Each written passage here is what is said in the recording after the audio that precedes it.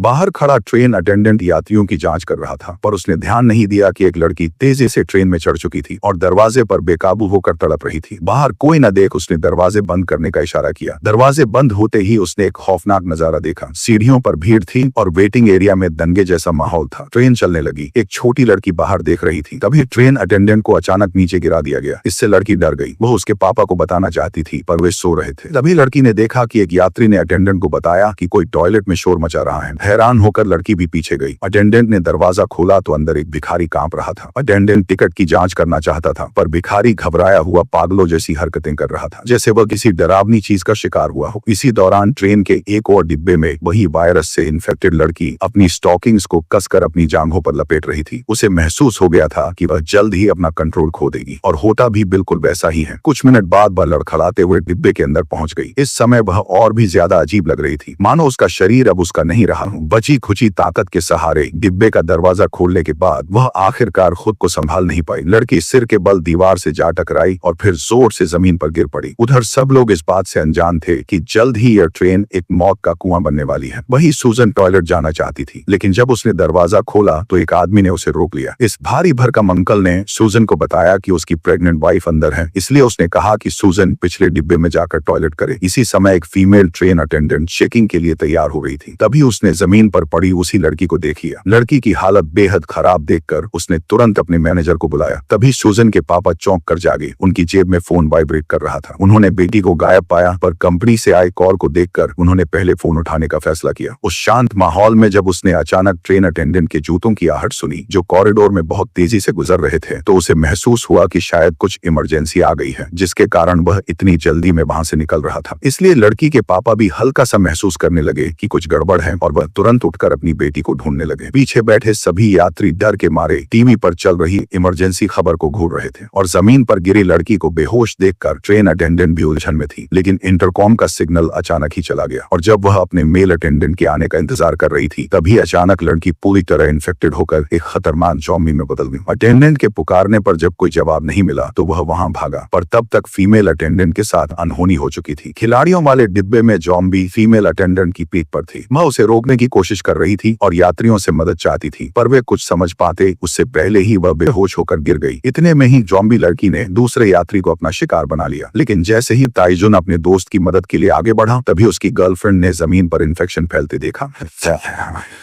पीछे हलचल हुई, और जब मैनेजर वहां पहुंचा तो घबराए यात्रियों ने उसे धक्का देकर गिरा दिया। कुछ मिनट के अंदर ही डिब्बा ज़ॉम्बियों से भर गया। ज़ॉम्बी बन चुकी अटेंडेंट को यात्रियों को काटते देख मैनेजर पूरी तरह से हैरान रह गया। हालात बिगड़ते देख वह तुरंत वहां से भागा और दूसरों को भी भागने का इशारा करने लगा। सूजन को ढूंढ रहे उसके पापा ने एक पैसेंजर को भागते देखा, लेकिन वो कुछ समझ नहीं पाए। आगे के डिब्बे में भीड़ देख वह वहां पहुंचे। वहां अटेंडेंट पैसेंजर्स को जला रहा था। तभी एक ज़ॉम्बी ने उसकी गर्दन पर काट लिया।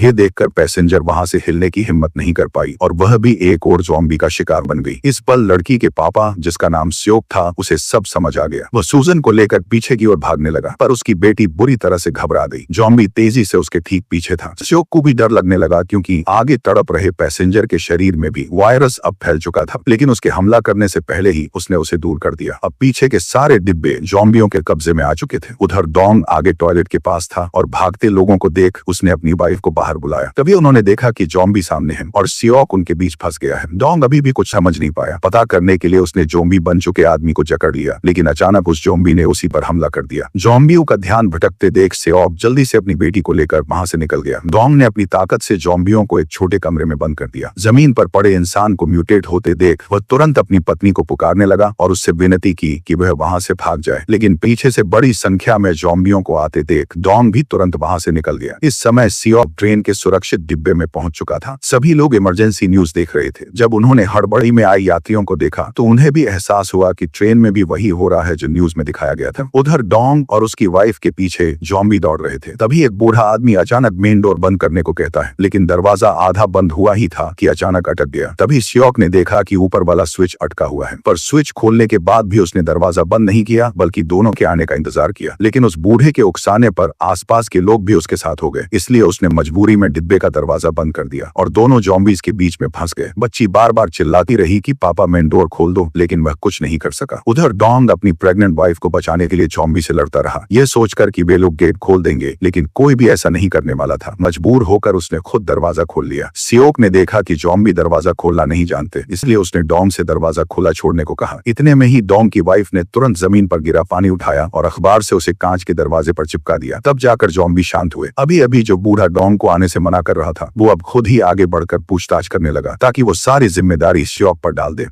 साला ये तो एक नंबर का कमीना है।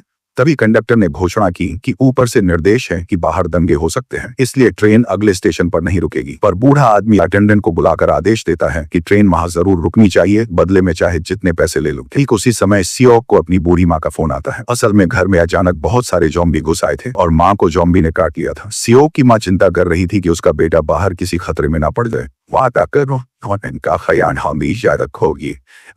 ऐसी बातें क्यों करे?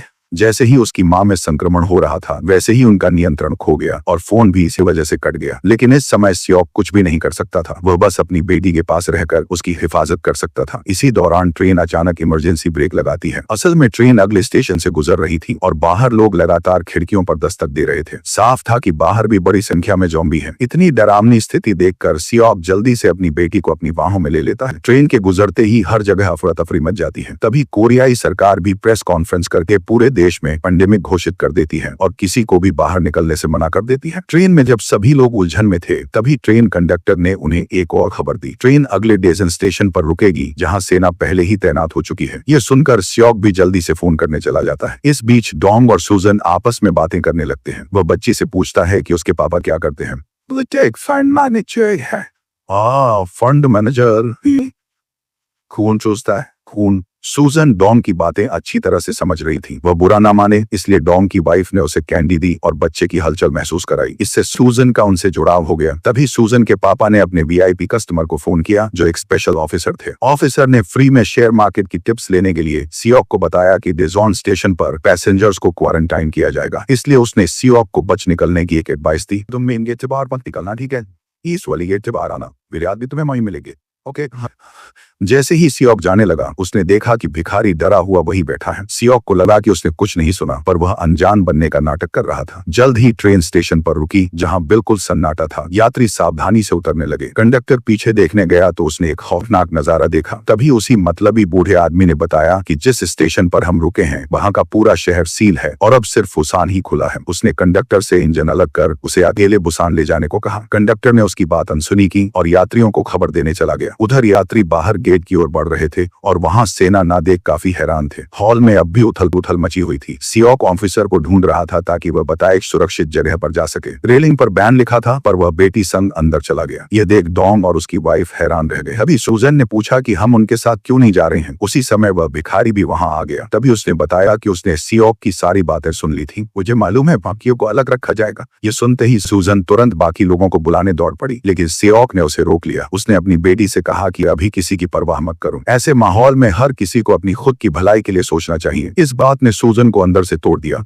अब सिर्फ अपने बारे में सोचते हो। उधर ट्रेन से उतरते ही डोंग को कुछ अजीब लगा। बाहर सेना की सुरक्षा नहीं थी। जैसे ही वह एस्केलेटर से नीचे गया, उसने देखा कि सारी सेना वहीं खड़ी थी, लेकिन तभी सैनिक पीछे मुड़ने लगे।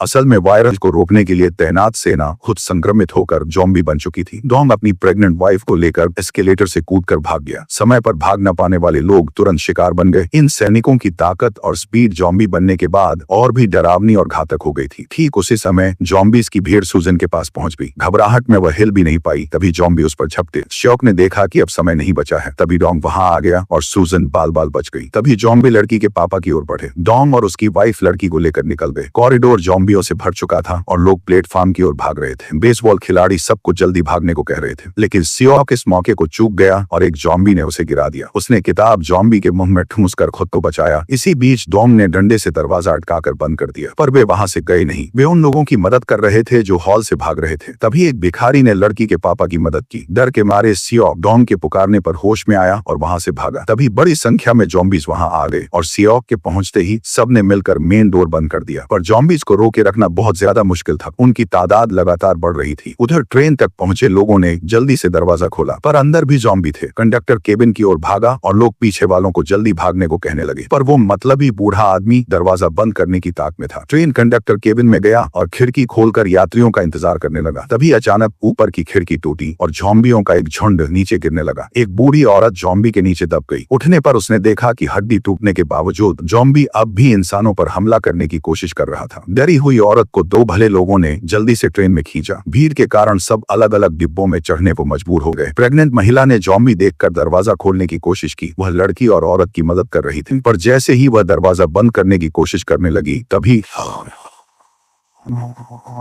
असल में वह कोई ज़ॉम्बी नहीं बल्कि भिखारी था। देखते ही देखते ज्यादातर लोग ट्रेन में चढ़ चुके थे। तभी एक बुजुर्ग ने कंडक्टर की शर्ट पकड़कर उसे धमकाया और कहा कि अब तुरंत ट्रेन चलानी होगी। लाचार होकर कंडक्टर को ट्रेन मास्टर से ट्रेन चलाने के लिए कहना पड़ा, लेकिन अभी भी कुछ लोग हॉल के दरवाजे पर खड़े थे और वही असली मर्द थे जो पूरी ट्रेन में थे। अगर वे बाहर रुककर रास्ता ना रोकते तो शायद कोई भी सही सलामत ट्रेन में नहीं चढ़ पाता। लेकिन भले ही उन्होंने पूरी ताकत से दरवाजा बंद करने की कोशिश की, पर वे जल्द ही समझ गए कि कांच का दरवाजा ज्यादा देर तक नहीं टिक पाएगा। इसलिए उन्होंने बिना कुछ कहे तुरंत भागने का फैसला किया। ट्रेन धीमी थी। कुछ एथलीट्स उसे पकड़ने दौड़े, पर उतरते ही ज़ॉम्बी ने हमला कर दिया। पीछे ज़ॉम्बी थे और आगे ट्रेन छूट रही थी। रफ्तार कम होने से दो लोग चढ़ गए। सियोक ने मदद के लिए हाथ बढ़ाया, पर खतरा देख डोंग पीछे हटा और ढाल उठा ली।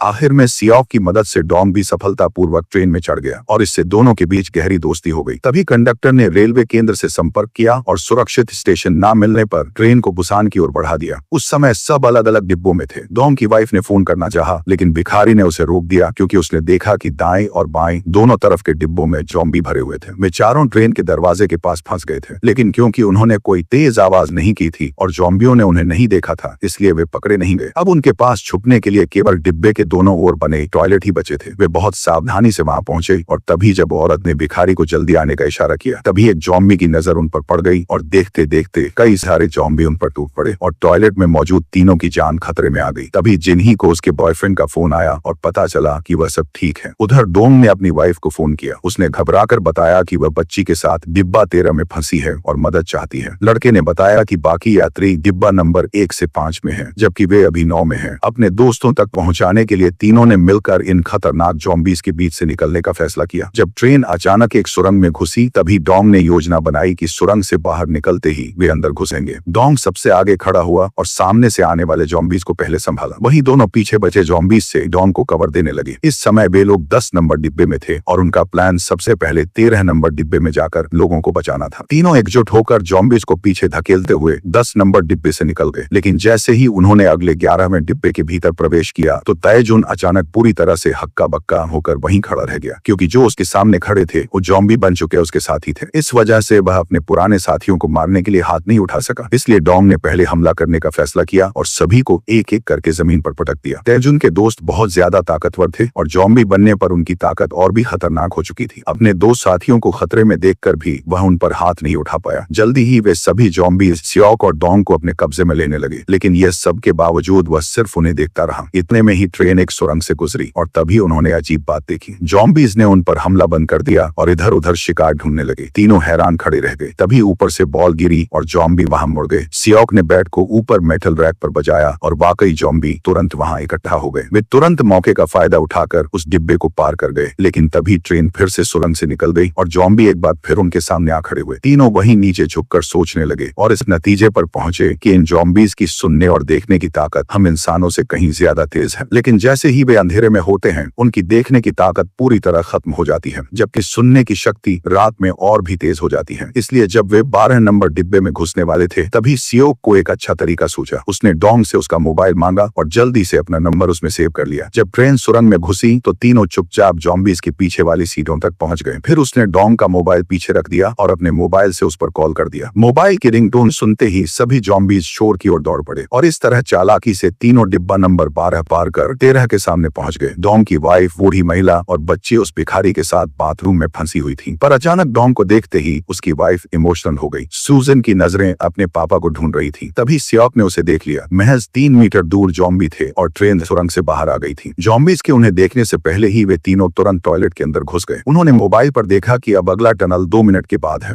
क्या हम कुछ पाएंगे?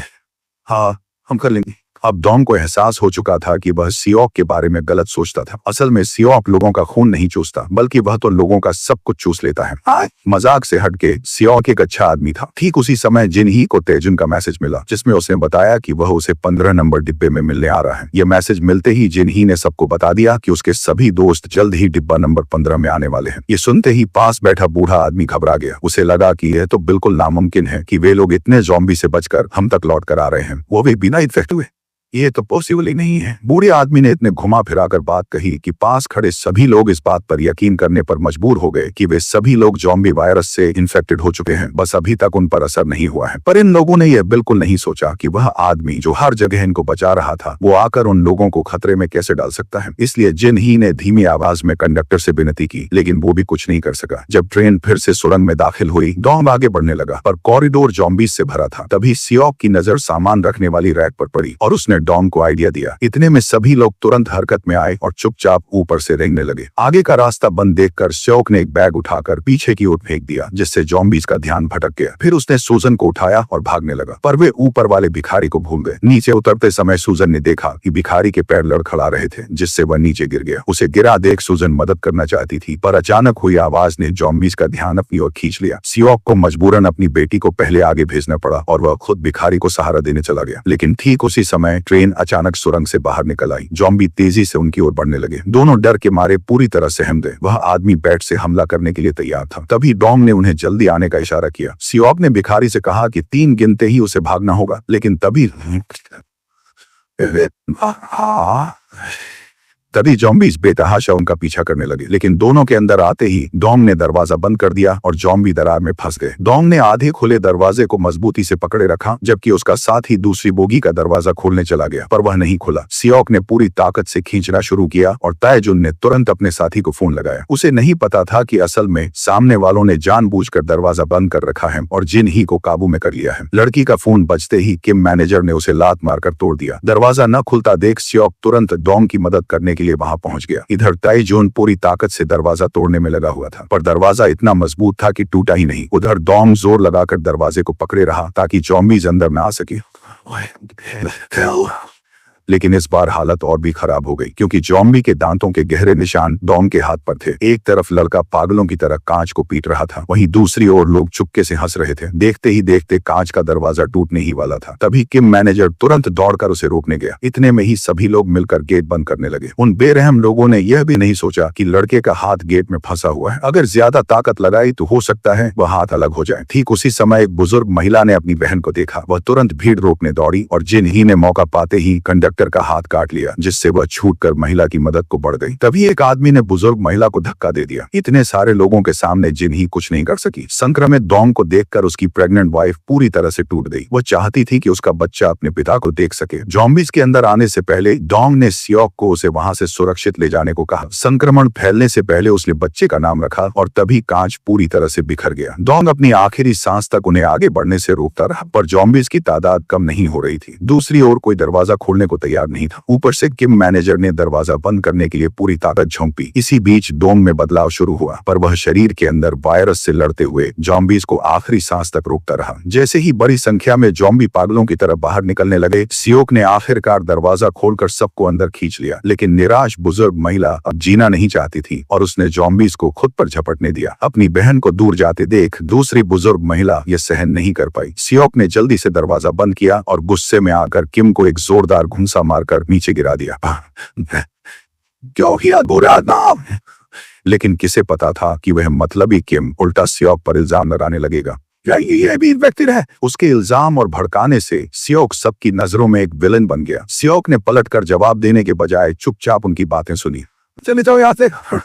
वे भारी कदमों से अगले डिब्बे की ओर बढ़ गए। किम के कहने पर सभी ने तेजी से दरवाजा बंद कर कपड़ों से उसे मजबूती से बांध दिया। उन्हें डर था कि दरवाजा कमजोर है, इसलिए सब मिलकर उसे थामने लगे। वहीं पीछे बैठी बुजुर्ग महिला अपनी बहन के दुख में डूबी थी। वह अब इन मतलबी लोगों के घिनौने चेहरे नहीं देखना चाहती थी, इसलिए वह उन ज़ॉम्बीज की ओर बढ़ गई। ये देखकर मैनेजर किम हैरान था। उसने तुरंत कहा कि बुजुर्ग महिला को गेट खोलने से रोको, लेकिन अब बहुत देर हो चुकी थी। पिछला डिब्बा तुरंत ज़ॉम्बीज से भर गया और जो बचने का रास्ता था उसे वे खुद पहले ही बंद कर चुके थे। जैसे ही ट्रेन सुरंग से निकली, बाहर का शहर धुएं और आग में था और वायरस फैल चुका था। तभी स्योक को खबर मिली कि बुसान की सेना ने ज़ॉम्बीज पर काबू पा लिया है। पटरी पर रुकावट देख ड्राइवर ने इमरजेंसी ब्रेक लगाए और बुसान जाने के लिए दूसरी ट्रेन ढूंढने लगा। थोड़ी देर भटकने के बाद उसे एक सुरक्षित इंजन मिला, जिसे उसने धीरे धीरे गैराज से बाहर निकाल दिया। सियोक सभी को लेकर ट्रेन से उतरा और ड्राइवर द्वारा तय की गई जगह की ओर बढ़ गया। ठीक उसी समय ज़ॉम्बीज के कब्जे वाले डिब्बे में बच चुके किम और कंडक्टर टॉयलेट से बाहर निकलने का सोचते हैं, पर अब जो होने वाला था वह किम की इंसानियत और नीचता को पूरी तरह शर्मसार कर देगा। वह झूठ बोलता है कि बाहर अब सब कुछ सुरक्षित है और कंडक्टर से कहता है कि वह पहले दरवाजा खोलकर सावधानी से देखें। और जब कंडक्टर चुपके से बाहर देखने लगा, तभी उसने उसे ज़ॉम्बीज के बीच में धक्का दे दिया और खुद किसी गीदड़ की तरह वहां से भाग निकला। लेकिन वह ट्रेन का दरवाजा बंद करना भूल गया। इसी समय ड्राइवर ने इंजन को बाहर निकाल लिया, लेकिन उसने एक बेहद डरावना नजारा देखा। सामने से एक बेकाबू ट्रेन जो पूरी तरह आग की लपटों में घिरी थी, तेजी से उनकी ओर बढ़ रही थी। अचानक वह ट्रेन ज़ॉम्बीज से भरी ट्रेन से टकराकर पलट गई। तभी टाइजून ने देखा कि वो और उसकी गर्लफ्रेंड दो ट्रेनों के बीच में फंस गए हैं। उसने खाली ट्रेन वाला डिब्बा खोलकर आगे बढ़ना चाहा, पर दरवाजा बंद था। फिर वह औजार से खिड़की तोड़ने लगा, जबकि पीछे से आता खतरा उसकी ओर बढ़ रहा था। अचानक किम ज़ॉम्बी वाली ट्रेन से बाहर निकला और खाली डिब्बे में चढ़ गया। उसने बिना एक पल सोचे जिन्ही को ज़ॉम्बीज के बीच में फेंक दिया। ये देखकर ताइजून उसे बचाने दौड़ा। उधर किम खुद को बचाने के लिए कांच को तोड़ने लगा। ताइजून ने जैसे तैसे दरवाजा बंद कर दिया, पर जैसे ही उसने जिन्ही को देखा तो पता चला कि उसकी गर्लफ्रेंड अब म्यूटेट हो चुकी थी। कांच के टूटते ही किम खिड़की से कूदकर भाग निकला। फिर ताइजून को भी काट लिया गया। किम पूरी ताकत से इंजन की ओर भागा, पर उसका पैर मुड़ गया। कंडक्टर उसकी मदद को उतरा और आगे जो हुआ उसका तुम खुद अंदाजा लगा सकते हो। उसने कंडक्टर को भी ज़ॉम्बी का शिकार बना दिया। किम तुरंत इंजन की ओर भागा, जबकि कंडक्टर पर ज़ॉम्बीज ने हमला कर दिया। उधर सियोक की स्थिति भी खराब थी। वे ट्रेन के मलबे में फंस गए थे। एक गैप देखते ही वह बाहर निकला, पर जैसे ही उसने सूजन को बचाने की कोशिश की, ऊपर से कुछ भारी मलबा गिर गया। वह पागलों की तरह उसे खींचकर हटाने लगा, लेकिन जल्द ही खिड़कियां टूटने वाली थीं और अब कोई रास्ता नहीं बचा था। आखिर में बेघर आदमी को अपनी जान की बाजी लगानी पड़ी, ताकि डोंग की वाइफ और स्वान को भागने के लिए समय मिल सके। कड़ी मेहनत के बाद सियोक ने डिब्बे का इंजन सामने से हटा दिया और दोनों को जल्द से जल्द बाहर निकाल लिया। लेकिन जैसे ही सारी खिड़कियों का शीशा चकनाचूर हुआ, बेघर आदमी ज़ॉम्बीज की भीड़ में डूब गया। जब ट्रेन पूरी तरह पलट गई तो अनगिनत ज़ॉम्बीज सियोक की ओर दौड़ पड़े। लेकिन प्रॉब्लम यह थी कि वह सूजन को गोद में लिए हुए था और पीछे प्रेग्नेंट महिला भी थी। सैकड़ों ज़ॉम्बी पीछा कर रहे थे और वे लगभग शिकार बनने ही वाले थे। लेकिन अच्छा ये हुआ कि इसी बीच दो ज़ॉम्बीज आपस में टकरा गए, जिससे पीछे के सारे ज़ॉम्बीज गिर पड़े और ज़ॉम्बीज के बीच भगदड़ मच गई। तीनों ने समय के साथ दौड़ लगाई और आखिरकार एक उम्मीद की किरण पाकर ट्रेन के इंजन पर चढ़ गए। लेकिन ज़ॉम्बीज की रफ्तार भी ट्रेन से कम नहीं थी। वे लगातार एक एक कर ट्रेन से लटकते जा रहे थे। समय के साथ सारे ज़ॉम्बीज ट्रेन के पीछे कई मीटर लंबी चेन बनाते चले गए और चेन का पुल लगातार बढ़ता जा रहा था, जिससे ट्रेन की स्पीड धीरे धीरे कम होने लगी। सियोक ने हालात को समझ लिया और बिना हिचकिचाए आगे बढ़कर ज़ॉम्बीज के हाथों को जोर से लात मारने लगा। इतने में ही एक ज़ॉम्बी तेजी से दौड़ते हुए सियोक पर हमला करने के लिए बढ़ा, लेकिन समय रहते सियोक ने ज़ॉम्बी को लात मारकर गिरा दिया। इससे आगे के ज़ॉम्बी एक एक कर गिरने लगे और कई पीछे छूट गए। सियोक ने राहत की सांस ली और केबिन की ओर बढ़ा। उसे लगा वहां कंडक्टर होगा, लेकिन दरवाजा खोलते ही वह अंदर का नजारा देखकर डर गया और तुरंत दरवाजा बंद कर पीछे हट गया, क्योंकि ज़ॉम्बीज ने किम को काट लिया था, पर वो अभी पूरी तरह म्यूटेट नहीं हुआ था। इसलिए उसने खुद दरवाजा खोल लिया। उसे पास आते देख सियोक घबरा गया। वो बड़ी कंफ्यूजन में था कि वह उसे कैसे रोके। किम सियोक से उसे बचाने के लिए गुहार लगाने लगा, पर सियोक के टोकने पर ही उसे अपनी हालत और बदलाव का एहसास हुआ। कुछ सेकंड्स में किम पूरी तरह म्यूटेट हो गया और उसने सियोक पर हमला बोल दिया और इसी खींचातान में सियोक जल्द ही ज़ॉम्बी की चपेट में आ गया। तभी औरत ने पूरी ताकत से उसे बचाया, पर खुद ज़ॉम्बी का निशाना बन गई। तभी सियोक को डोंग को दिया वादा याद आया। उसने तुरंत उठकर ज़ॉम्बी का मुंह कसकर बंद कर दिया, पर यही उससे सबसे बड़ी गलती हो गई। ज़ॉम्बी ने मौका पाते ही हमारी कहानी के सबसे मेन कैरेक्टर सियोक को काट लिया।